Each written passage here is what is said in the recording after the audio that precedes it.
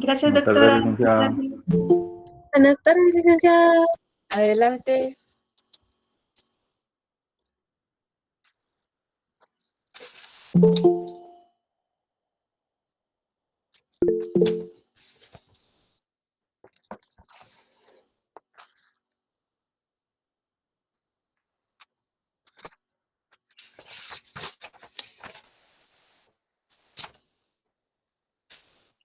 Buenas tardes, licenciado. Buenas tardes. Muy buenas tardes. Bienvenidas, bienvenidos. Disculpe una preguntita, no Adelante. sé si se la puedo hacer ahorita, respecto a lo del Sí, examen extemporáneo. eh, Hay que mandar lo- un correo, usted lo explicará después. hoy es el último día para pedir extraordinario. Solamente tienen derecho a extraordinario quienes no hayan tomado el examen ordinario, porque no puede haber duplicación de notas. Ah, claro, claro, y eso le debemos de enviar un correo, ¿verdad? Sí, a mi correo, ya saben cuál es mi correo.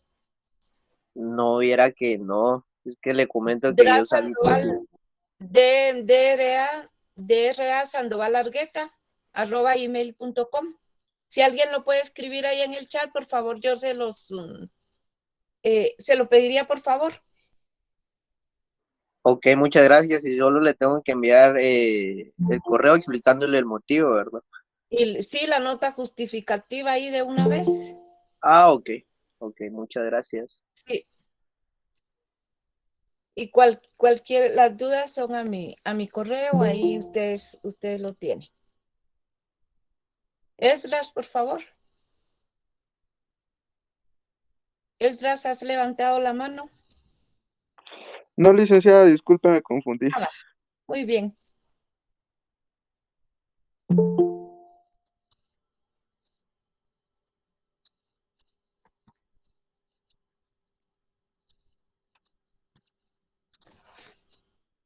Yo no les escribo el correo ahí porque fíjense que cuando marco los comandos para la arroba, me desconfigura esto. Entonces, por eso les estoy pidiendo que alguien escriba ahí en el chat del correo para que alguien que no lo tiene lo pueda tomar.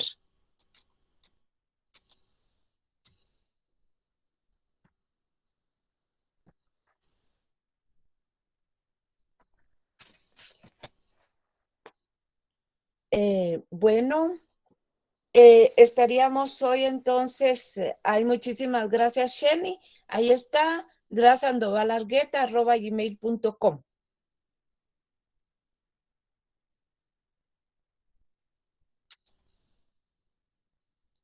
Ahí quedó.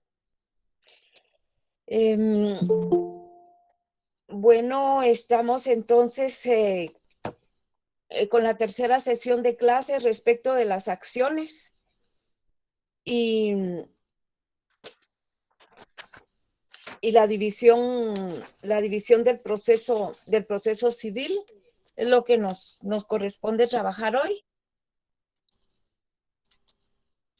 Entonces,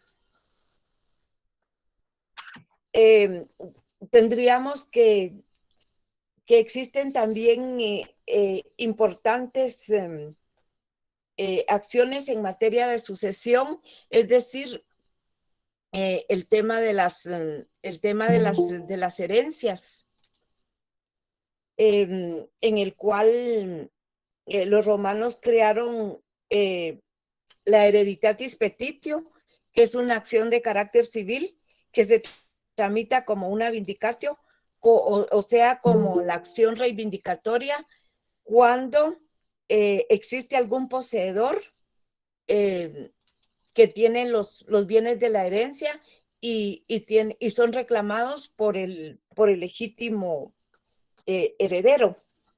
Está también esa es la hereditatis petitio, que es petición en español, petición de herencia.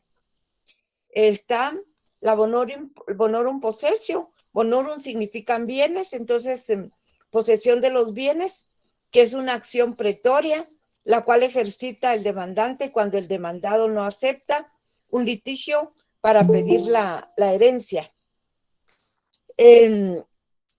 Por otro lado, voy a ir señalando unas que considero yo que son las más importantes. Actio Familiae Eriscundae es una acción que sirve para dividir los bienes de la herencia. Si son 3 herederos y los 3 quedaron instituidos como herederos de una finca, llega un momento dentro del proceso sucesorio que pueden pedir la división de la herencia para que se le adjudique a cada heredero la parte que le corresponde de esa herencia. Entonces, es acción familiar de división de la herencia. Luego ahí encontramos también encontramos la actio mandati contraria, que es una acción de demanda contraria y que se refiere a que los herederos pueden quedar por medio de esta acción liberados de pagar las deudas del fallecido o el causante y de poder liberarse de pagar con su patrimonio personal. Entonces, sí pagan las deudas, pero con los bienes que dejó el fallecido, con los bienes del causante, pero por medio de esta acción se liberan de poder pagar con su patrimonio. El beneficio de abstención es cuando el heredero que no puede repudiar la herencia puede abstenerse de ella por derecho pretorio y entonces el magistrado le defiende con una excepción frente a los acreedores hereditarios. Entonces, prácticamente eso opera como que hubiera rechazado la herencia y entonces ya no tiene la obligación de pagar, porque hay herederos que se les llama dentro del derecho de sucesión herederos necesarios y esos herederos no pueden rechazar la herencia, pero por medio de esta excepción, entonces pueden por lo menos no responder con su patrimonio y liberarse de los acreedores. La separatio bonorum o separación de bienes es también muy parecida a esa acción, porque en el caso de un esclavo manumitido, que es un esclavo que ya le fue dada la libertad por testamento, le puede pedir al pretor que por medio de esta acción de separación de bienes, todos los bienes que el esclavo liberto pueda adquirir, no tengan que formar parte de ese patrimonio que le dejó el causante. Entonces, esos bienes quedan liberados de cualquier acción también de los acreedores. La finalidad de casi todas estas acciones son que el heredero se pueda liberar de las responsabilidades frente a los acreedores que están exigiendo que los herederos paguen las deudas de quien falleció, aún con su patrimonio personal. Luego, acción suplementaria de la legítima que se ejercita por el legatario cuando lo que deja el testador no completa la cuota legítima de la herencia.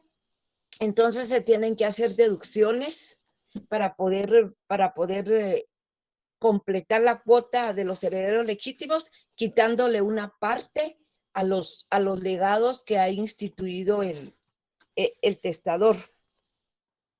La querella inoficiosa de doti, que es una una querella inoficiosa de la dote, se ejercita para reducir una dote excesiva que disminuyó mucho los bienes que le correspondían a los herederos legítimos. Entonces, se reduce una parte de alguna dote que haya sido entregada para poder acrecentar los bienes que le corresponden a todos los herederos.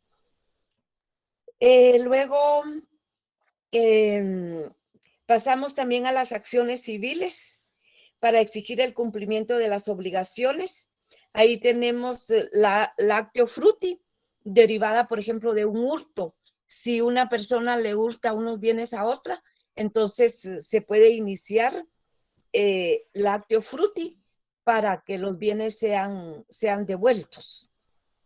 Pues eso en el caso, obviamente, que se sepa quién fue el ladrón y que tenga en su poder los bienes. La actio legis aquiliae, que ya la vimos también dentro de otra clasificación de las acciones, que es la acción legal aquiliana o la acción de la ley aquilia, que está derivada del daño causado. Si una persona le causa daño en los bienes, en su persona o en el patrimonio de otra persona, tiene la posibilidad de reclamar daños y perjuicios por medio de la acción aquiliana. La actio novalis para la ejercita contra el que reconoce que tiene el poder sobre el autor de un delito. Eso sobre todo opera en el caso de menores de edad que infringen la ley. La actio debitum certum, que es cuando el débito o lo que se debe, la acción de deber cierto, de una deuda exacta, de una deuda cierta, que es cuando hay una cantidad líquida y exigible que se puede.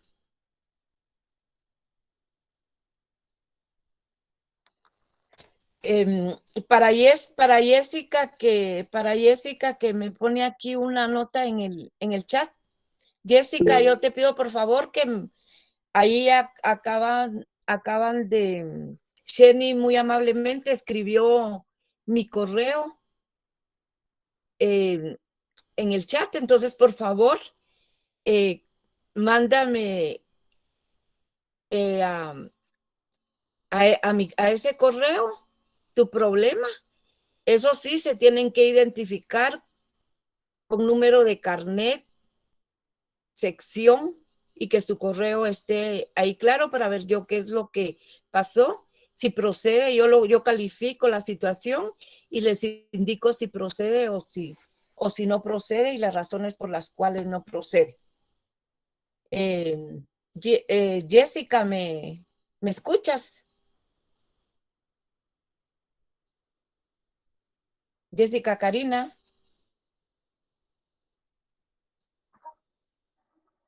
Sí, licenciada, le escucho, gracias.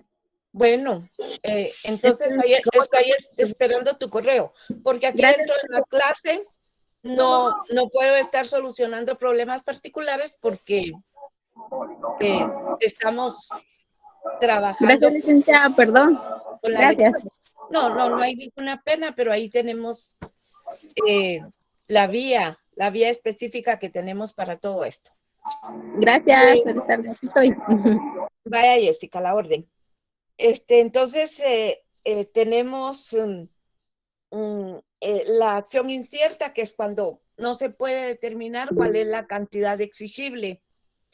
Y la acción de buena fe, que es aquella acción que se ejercita cuando de una relación contractual sabemos que deben de cumplirse ciertos efectos necesarios y que no se cumplieron.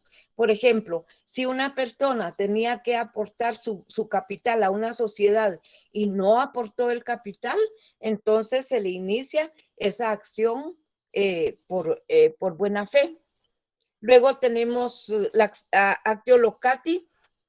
Esa acción dispone el arrendador para exigir la restitución de la cosa colocada y otras posibles obligaciones del conductor o arrendatario. Entonces, el arrendador es la persona propietaria y si no le quieren entregar y desocupar la casa, entonces inicia la acción locativa. Y la acción de conducción o actio conducti, que es la acción que le corresponde a la otra parte, que es el arrendatario. Es la persona que tiene el bien para exigirle al arrendador que cumpla con sus obligaciones. Luego, por ejemplo, tenemos aquí también en la K, lactio en modo agri, que es una acción derivada de un hecho delictivo en caso de quedar defraudado el comprador en las medidas de un terreno que compró, o por ejemplo, si compra 500 libras de un producto, pero cuando llega y lo pesa, resulta que no tiene 500, sino que tiene solamente 400 libras. Entonces, puede utilizar esta acción. La acción de responsabilidad es también la actio empty, que es la acción que inicia una persona cuando vende un bien, le venden un bien, pero no le declararon que tenía un vicio oculto. Por ejemplo, si una persona le vende un carro a otra, pero no le dice que tiene defecto el motor, y luego cuando se lo lleva y resulta que camina 2 cuadras y el carro se queda parado. Pero en Roma pues obviamente no habían carros, pero sí podía pasar con otro tipo de bienes. Hablemos de un caballo enfermo que se muere, hablemos de unas carretas que caminan 2 cuadras y las ruedas se le quiebran porque ya iban tan débiles que ya no iban a soportar más. La acción pro socio, que faculta reclamar judicialmente las obligaciones nacidas del contrato de una sociedad, está muy relacionada con la acción de buena fe. La actio mandati, acción del mandato, deriva del contrato de mandato y en especial a favor del mandante para poder exigir del mandatario la rendición de cuentas, la transferencia de bienes que corresponde, responsabilidad por culpa, o por su parte el mandatario también puede exigir al mandante, la indemnización por los gastos y perjuicios ocasionados en el ejercicio del cargo. Tenemos ahí la actio de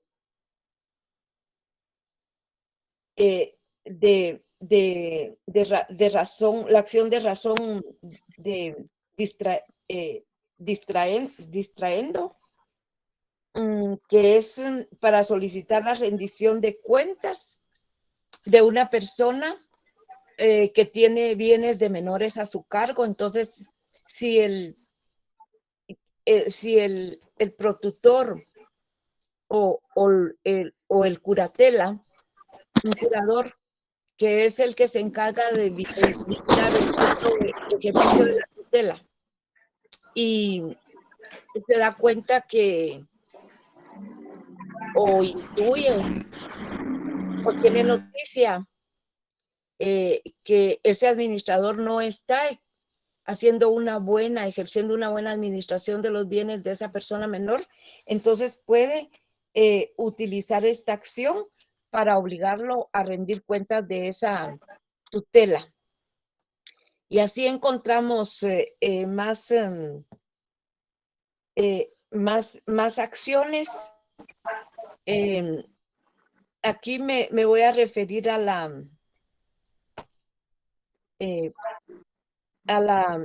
acción fiduciaria,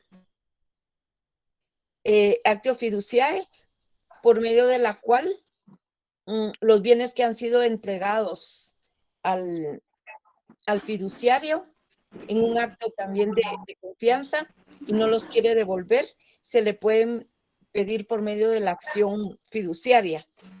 Y la R, que es la actio dispensi, la actio depensi, que es una dispensa que tiene el que pagó una deuda que no le correspondía, porque quien la debía era otra, como en el caso de los fiadores, que ustedes sabrán que cuando el deudor no paga, entonces ejecutan al fiador y el fiador es el que paga, pero entonces el fiador tiene el derecho de repetir en contra de quien realmente debía la deuda y que se le reembolse. Por favor, Wagner, ese teléfono. Wagner, por favor.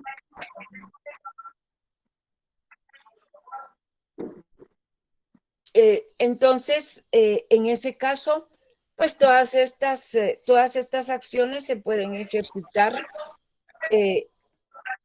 hoy. Y entonces una persona que es fiadora, que le corresponde pagar la deuda de otro porque éste no pagó, tiene derecho de iniciar la acción de pensi para que el verdadero deudor, quien realmente había asumido la deuda, finalmente sea quien le restituya ese dinero. Hay muchas más acciones en el derecho romano. Aquí todavía tenemos la actio tutelae, que ya la habíamos visto antes,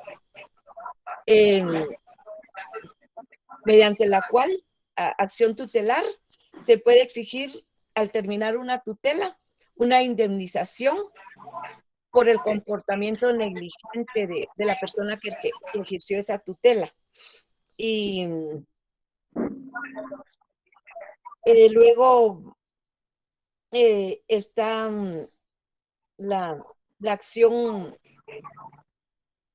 de negación de acción, cuando a un fideicomisario universal, que era una persona que no podía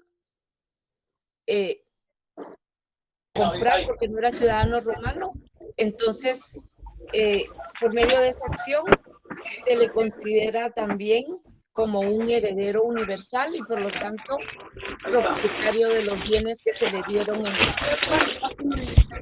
Por favor, Rosadelia, tu teléfono. Jóvenes, por favor, los Micrófono, audios. perdón. Rosadelia, Wagner, ¿será que pueden apagar sus micrófonos, por favor?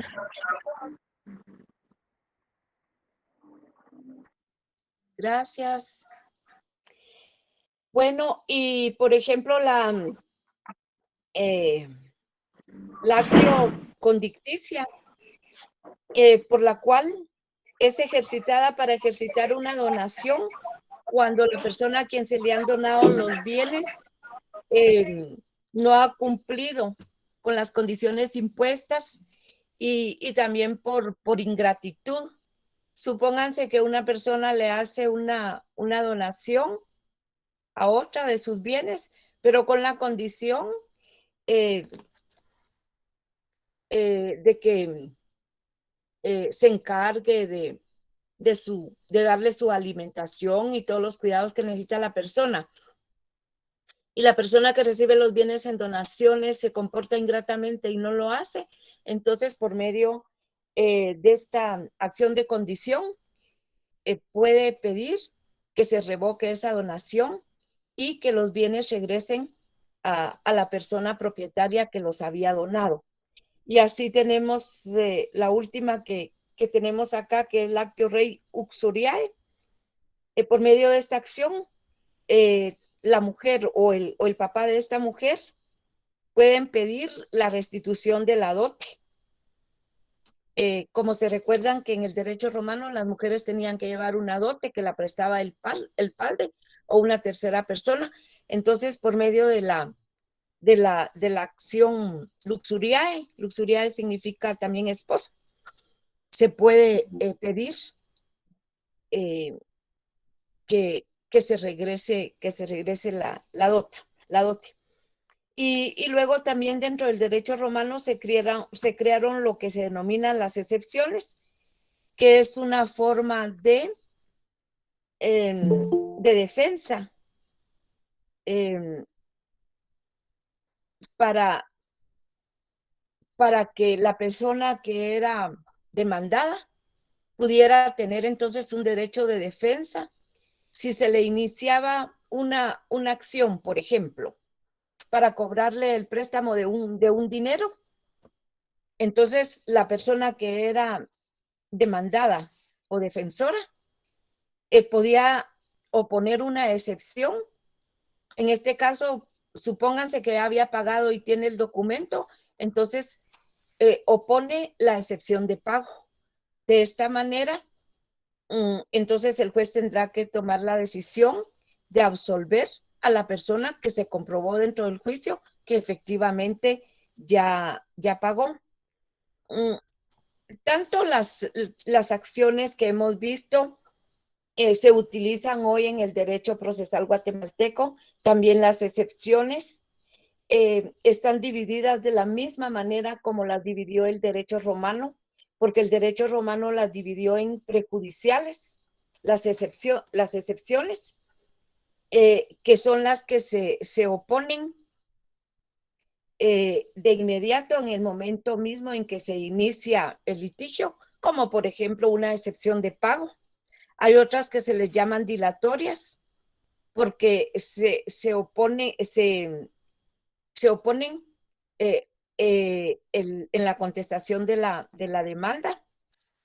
En el derecho romano se oponían en la primera fase del proceso y en la última etapa de esa primera fase, que se llamaba la litis contestatio. Y aun cuando la diligencia de la prueba se hiciera posteriormente.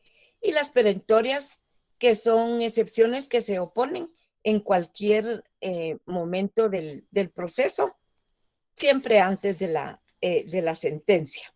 Licenciada, disculpe, una consulta. Sí, Antes había mencionado la dote. ¿Qué Sí. significa, perdón? La dote es una cantidad de bienes que tenía que entregar el padre de la futura esposa al marido, al futuro marido de esta, y podía ser entregado no solamente por el padre, sino que también podía ser entregada por una tercera persona.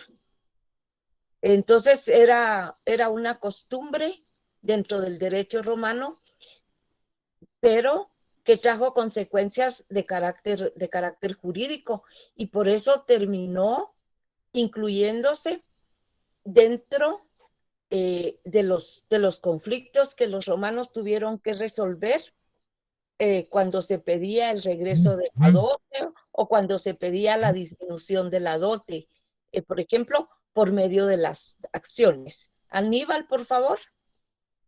Gracias, licenciada. Bueno, Marlene, Oh, Aníbal. perdón, disculpe, era cuando Wagner tenía abierto el micrófono para pedir que lo detuvieran. Muy bien, muchas gracias.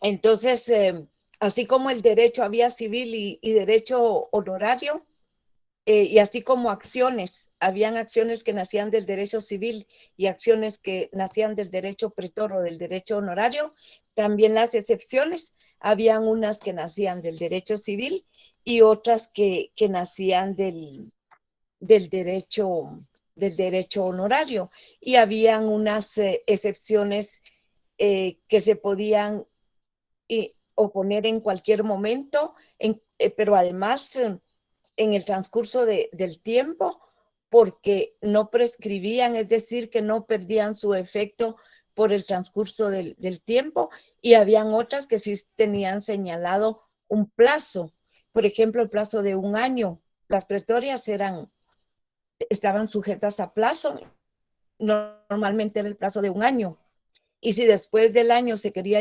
oponer la excepción, entonces ya no tenía sentido. Al igual que pasaba lo mismísimo que con las excepciones.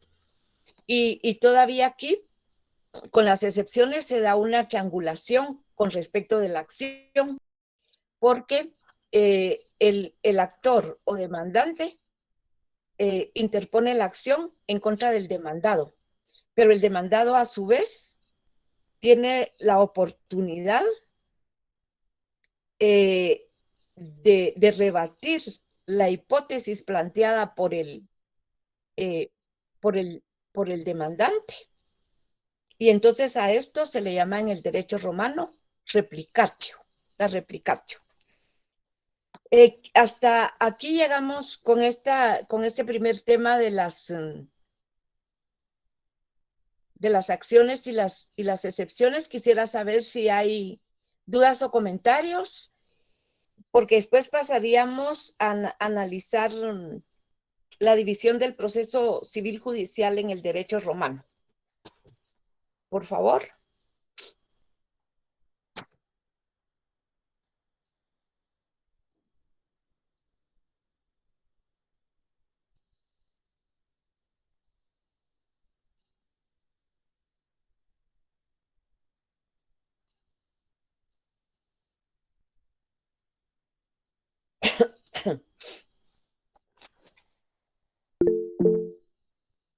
Luciano, por favor. Sí, doctora, buenas tardes, con una pregunta. Esto es parte del derecho civil siempre, ¿verdad? Sí. De los romanos. Sí, totalmente. Y otra pregunta más, respecto a lo que hizo la pregunta la compañera de la dote. ¿La dote solo podía ser en dinero en ese tiempo o también era como terrenos y todo eso? Sí, podía ser en dinero, podía ser en bienes y podía ser combinada, podía ser mixta. Licenciada, y solo por último, las personas que ajenas al papá de la muchacha que iba a dar la dote, que daban la dote por ella, ¿cuál era el beneficio? O sea, solo que ella tuviera una familia o algo por el estilo. Sí, efectivamente, lograr que la chica se casara, porque esa era la condición femenina en un sistema patriarcal, donde las mujeres que no tenían bienes, entonces corrían el riesgo, o la dicha, quién sabe, ¿verdad?, de no contraer matrimonio. Y entonces luego podían tener un padrino, un tío adinerado, que fuera la persona que se hiciese cargo de esa dote. Muchas gracias, doctora. A la orden.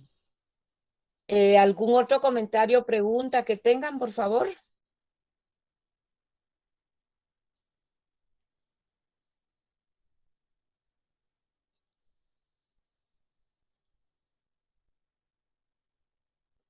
No hay pena, Wagner, ya vimos ahí tus disculpas. Estás disculpado. ¿Algún otro comentario, chicas, chicos? Muy amable, licenciada.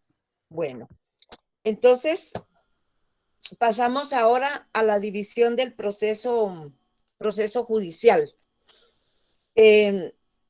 Desde el inicio del derecho romano hasta la época del emperador Diocleciano, el derecho tuvo dos etapas. El proceso judicial civil se dividió en dos partes. Una parte se llamaba injure, que quiere decir en derecho, y una segunda parte se llamaba injudicio, que quiere decir en el juicio. Entonces, en la etapa que se le llama injure o en derecho, ahí la actuación la iniciaba el magistrado, y al magistrado le correspondía encauzar el litigio es decir, darle trámite, conocer de qué se trataba el hecho, autorizar el trámite de la reclamación, que se le llamara dar acción o dar acción,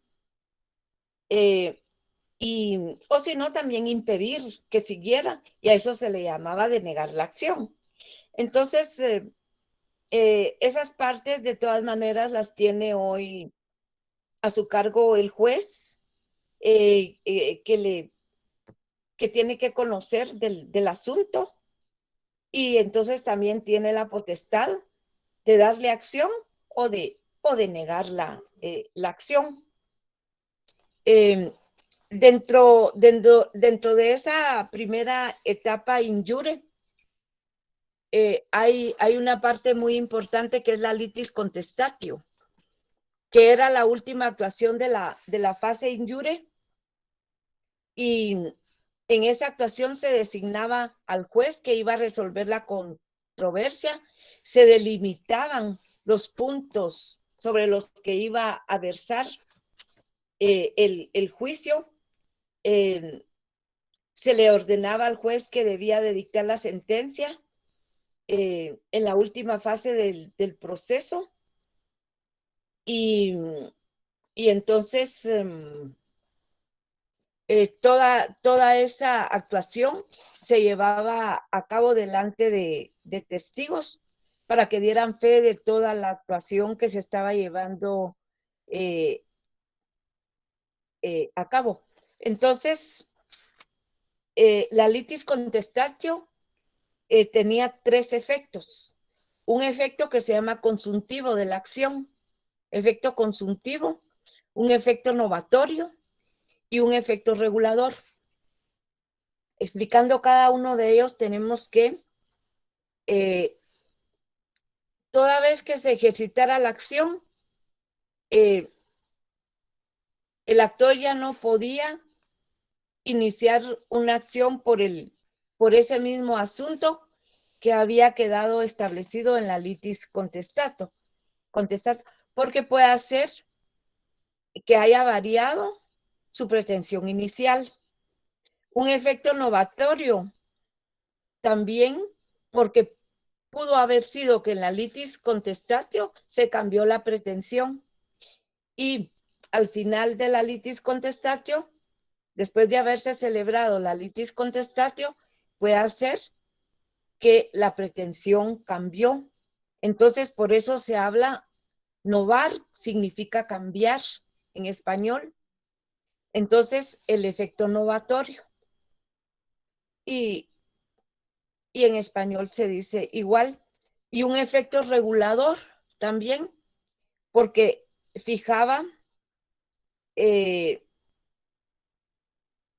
todos los puntos sobre los cuales iba a versar el juicio, y entonces ya no se podían cambiar a voluntad de las partes que litigaban, porque ya quedaban de manera firme cuáles eran los puntos sobre los cuales se iba a efectuar el litigio. Entonces, 3 efectos tiene la litis contestatio, que es el efecto consuntivo, el efecto novatorio y un efecto regulador.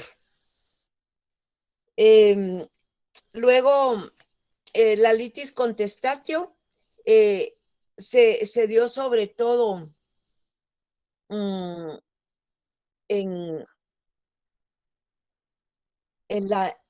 el proceso de la etapa histórica llamada arcaica, en la evolución del derecho, y se da también durante la etapa clásica del derecho. Ya no se da en la etapa del imperio, porque desaparece este tipo de proceso. Luego tenemos los efectos de la litis contestatio, que son los mismísimos que yo ya les he indicado. Aquí está como una parte que repite de nuevo lo que ya explicamos atrás. Ahora, el proceso estaba dividido en 2 partes. la primera parte le correspondía al magistrado y en esa primera parte tenía una fase última que era la litis contestatio. Entonces, en la segunda etapa del proceso se le pasaba a un juez y al juez le correspondía la altercatio, que era conocer el debate, o es decir, que le correspondía conocer y oír el alegato de cada una de las partes. Le correspondía también al juez dirigir la práctica de los medios de prueba y entonces ya hasta en sentencia el juez determinaba pues qué medio probatorio había sido útil. Ahora, los medios por medio de los cuales se podían probar los hechos que se argumentaban en cada juicio no difieren del proceso judicial actual, proceso judicial civil. Estamos hablando siempre de civil. Del proceso judicial civil actual, porque está la confesión, que es lo que es la confesión de las partes ante el juez, que también puede ser en forma extrajudicial, obviamente en documento público, declaración jurada. La confesión ante el juez es un elemento de prueba no decisivo, pero sí ya es un elemento de prueba importante. Entonces se llama confesión o confesio. Luego tenemos juramento ante el juez. Podían prestar un juramento ante el juez y eso era una prueba contundente, puesto que si una persona presta un juramento, si no lo cumple, ya comete un delito y el delito se llama perjurio. Y eso en Roma en el derecho romano era terrible. La declaración de testigos, que en el derecho romano se estableció que debían de ser dos y que los dos debían de declarar en el mismo sentido, porque igual pasa hoy en el juicio actual. Si una persona declara que él vio lo que pasó y le preguntan, ¿y dónde fue? Y dice uno que en el campo Marte, pero el otro dice que en el templo de Minerva. Entonces ahí los testigos no son contestes, les llamamos en el derecho actual. Quiere decir que sus declaraciones no son coincidentes y por lo tanto resulta que es una prueba que el juez no la tomará en cuenta por ser unas declaraciones contradictorias. La prueba de documentos. Bueno, al principio, en la etapa arcaica, no había prueba de documentos porque no había escritura. Pero cuando los romanos, en la última etapa de la monarquía, etapa arcaica del derecho, aparece la escritura porque logran perfeccionar el alfabeto calcidio griego y crean el alfabeto latino, el que conocemos hoy, y es el alfabeto con el cual se escribe nuestro idioma español. Ya saben ustedes, A, B, C, D, F, G. Entonces, ahí nace también la prueba documental como medio de prueba. Pero vean ustedes, también los romanos tienen que establecer las sanciones para quienes falsifican documentos. Así que eso de falsificar documentos no es nada bueno porque se incurre en un delito, pero tampoco no es nada nuevo. y la inspección judicial, que es cuando el juez va al lugar de los hechos para constatar por sí mismo qué fue lo que pasó, y ahora con una modalidad que es la reconstrucción de los hechos. Cómo fue, cómo pasó, y colocan los carros en el mismo lugar, cómo pudo haber sido el hecho. Miden la velocidad que llevaban, por ejemplo, en un hecho de tránsito. Pues se establece por medio de una reconstrucción de hechos cómo fue. Y el juez, en una inspección judicial, que se le llamaba antes también inspección ocular, iba a ver por sí mismo. También podía el juez acudir a los registros, los libros que no salían, por ejemplo, del caput, que es el registro civil, el RENAP de hoy. Podía ir el juez a ir a ver directamente a la oficina y constatar por sí mismo los registros, los asientos, las inscripciones. Y las presunciones, que también es un medio de prueba consistente en la averiguación de un hecho desconocido, deduciéndolo de otro conocido. Y de esas presunciones se utilizan hoy exactamente en el proceso civil actual. Hay unas presunciones que no admiten prueba en contrario y que se llaman jure et de jure.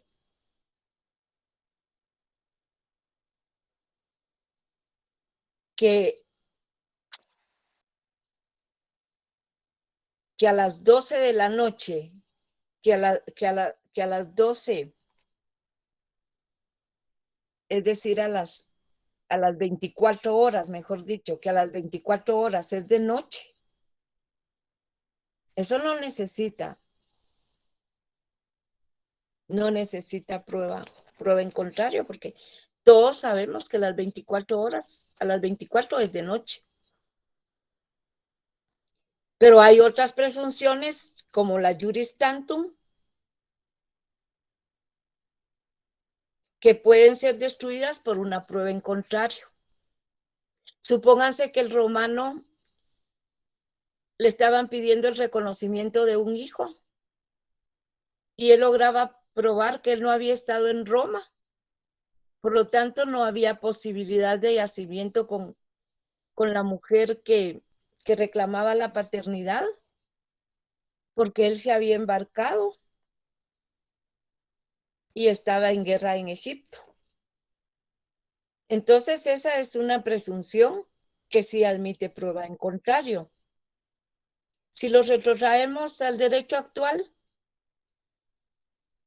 una mujer puede iniciar un juicio de investigación de la paternidad y decir que A es el autor del embarazo y por lo tanto padre del hijo o la hija que esa mujer dio a luz. Pero esa es la presunción de ella. Pero el varón puede ahora, obviamente eso no existía en Roma, puede pedir una prueba de ADN y seguramente va a poder, ahí se va a reflejar si ese niño o esa niña es su hija o su hijo o no lo es.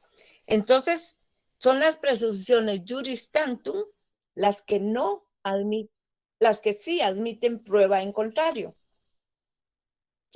Y las jure et de jure son las que no admiten prueba en contrario porque son hechos conocidos y notorios.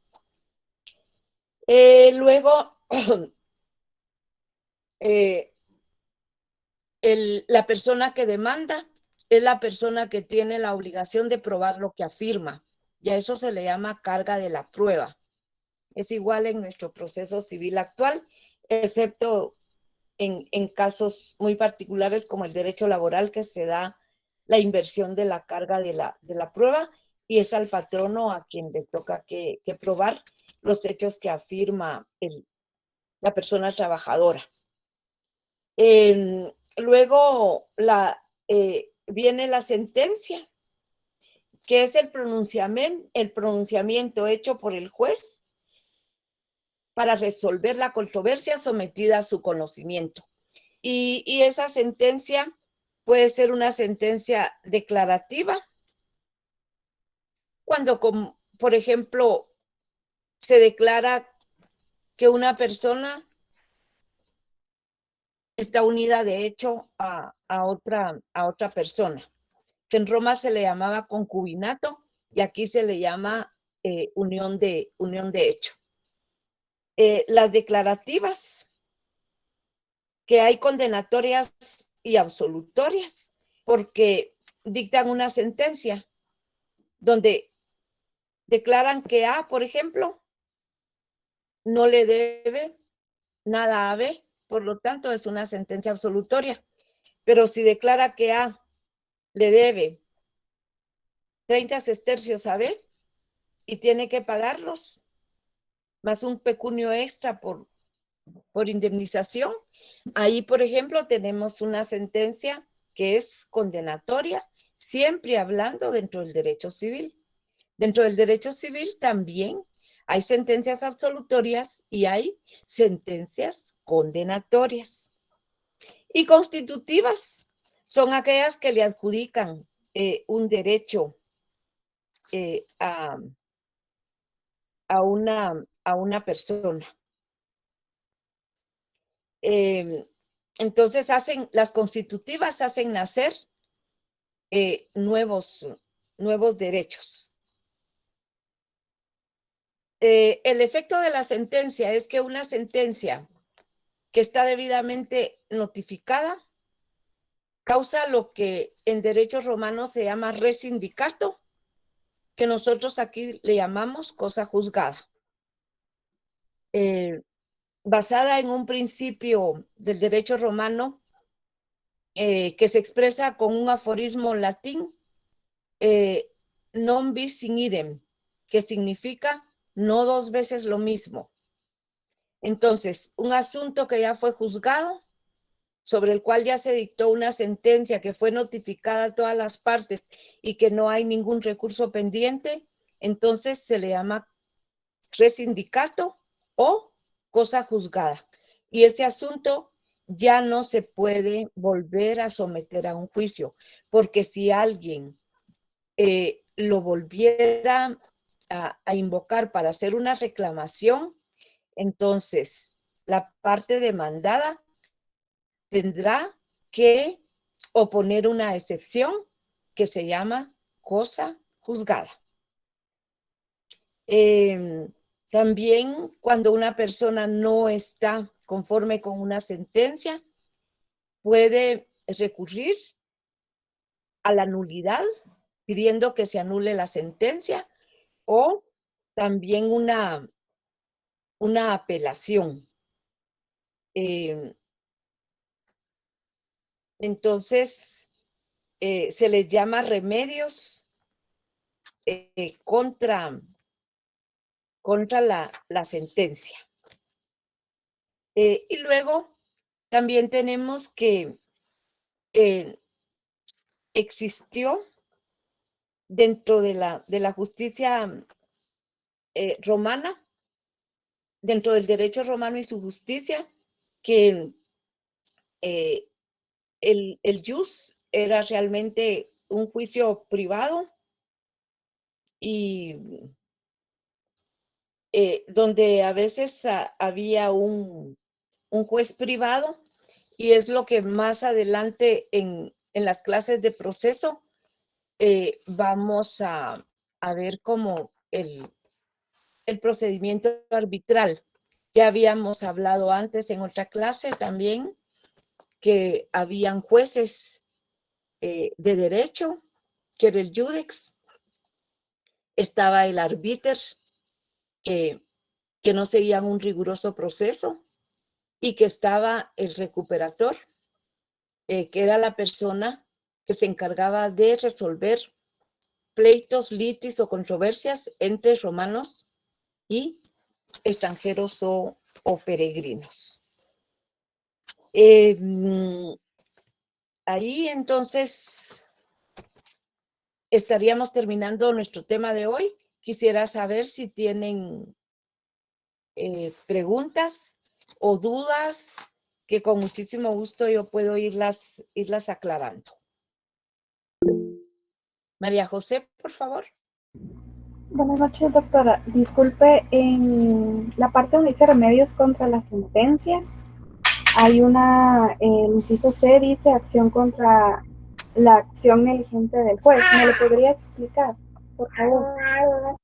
Es la intercesión o la intersección. Cuando un magistrado puede ejercer por medio de una intersección contra el mandato de otro magistrado que ordena la ejecución de una sentencia. Esa es la intercesión, pero ahorita voy, María José.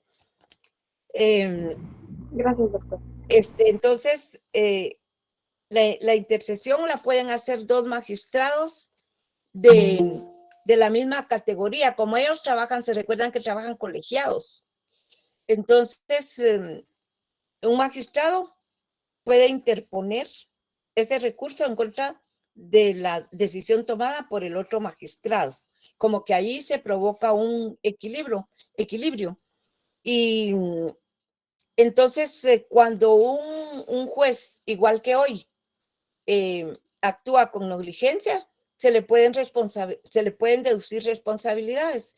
Pues lo mismo podía hacerse dentro del proceso civil romano si se advertía que dentro del procedimiento un juez actuaba negligentemente porque no había diligenciado, por ejemplo, la prueba, porque se le habían propuesto testigos y no los oyó, porque se le pidió un reconocimiento judicial y no lo hizo y no fue al lugar de los hechos a hacer esa inspección. Entonces ahí se podía interponer una acción en contra del juez por su negligencia. ¿Cómo se puede hacer actualmente hoy? Y la apelación, que es un recurso muy utilizado dentro del proceso actual, no solamente en el civil, sino que también en el penal, y la nulidad, que también son utilizados dentro del proceso civil y dentro del proceso penal actualmente. ¿Queda claro, María José? Sí, doctora, muchas gracias. ¿Alguien más tiene alguna otra pregunta?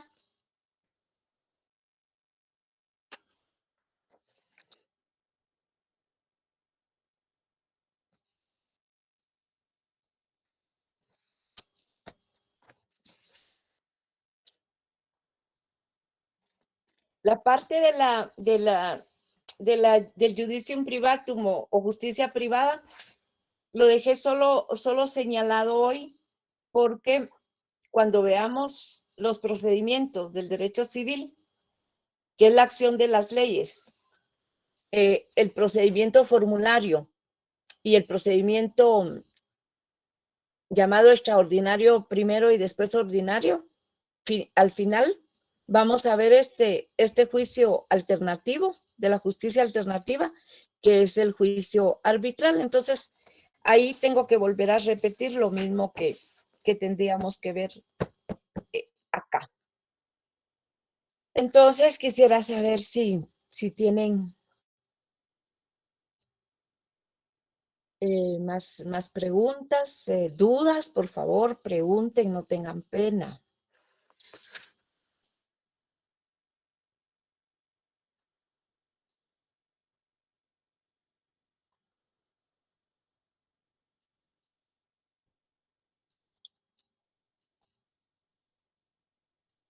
Ya me están abandonando la reunión.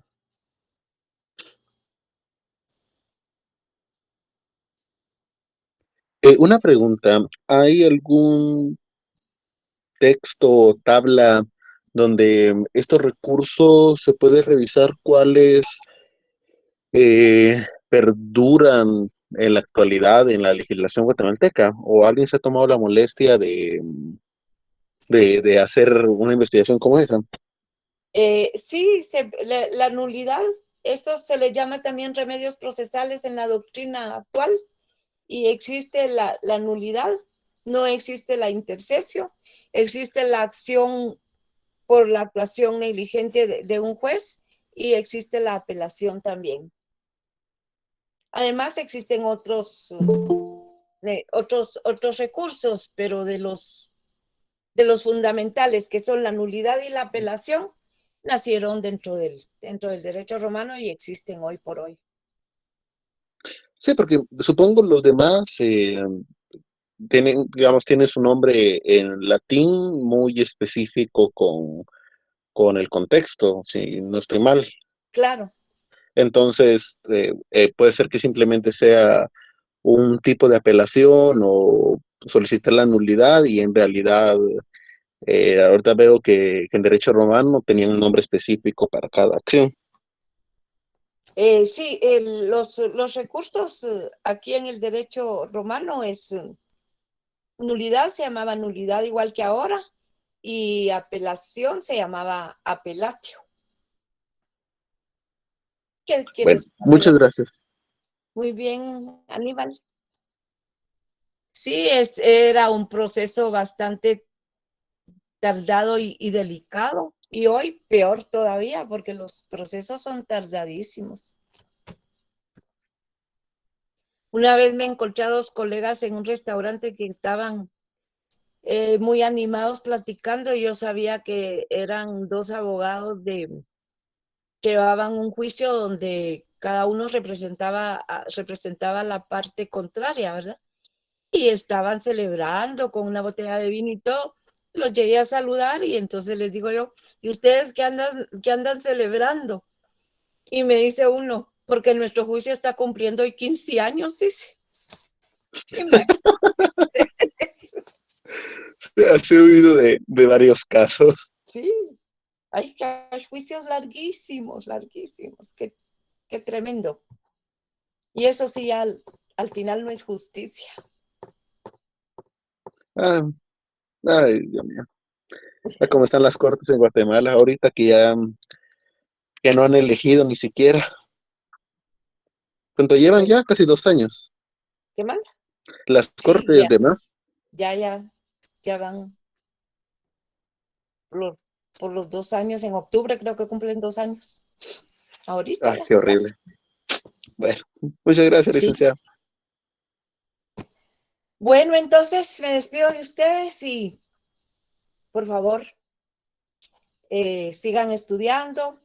Para ustedes que son de este primer año, aunque ya es segundo semestre, siempre un primer examen sirve como ensayo, pero entonces el segundo parcial es una buena oportunidad para fortalecer su zona. Ahora ya saben la modalidad, ya cometieron posiblemente algunos errores, ya serán lecciones aprendidas y ustedes sabrán cómo actuar en su segundo parcial. ¿Oyen? Licenciada, buenas noches. Así que les deseo feliz noche. Buenas noches, licenciada. ¿Sí, Leonel? Una pregunta, o sea que ya no va a haber extraordinarios. Sí hay extraordinarios, pero solamente para las personas que no tomaron el parcial. Si no lo tomaron, me presentan su solicitud al correo, la excusa, porque ahí tengo yo excusas de certificados médicos, certificados de COVID positivo en la fecha del examen y todo eso. Entonces yo califico los casos y les aviso a su correo si va a proceder el examen o no. Pero si una persona ya tomó el examen ordinario, ya no tiene derecho a hacer otro examen porque el sistema no permite que hayan dos notas de una misma persona. Pues sí, es que era duda, Lick, porque fíjese que fue por fallas técnicas del internet, ahí no sé si procede. No, ahí no procede porque ya hay una nota. Bueno, muchas gracias. Muy bien. Bueno, entonces salgo de la llamada y feliz provecho. Buenas noches, licenciada.